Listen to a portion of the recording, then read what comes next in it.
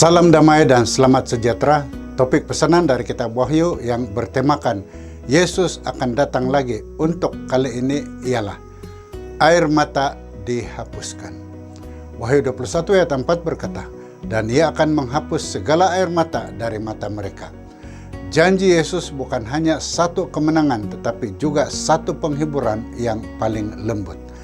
Tidak ada lagi duka, sakit atau kematian.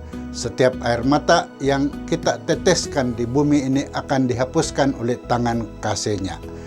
Betapa indahnya kedatangan Kristus yang akan mengakhiri segala penderitaan. Dunia yang penuh air mata kini digantikan dengan sukacita abadi.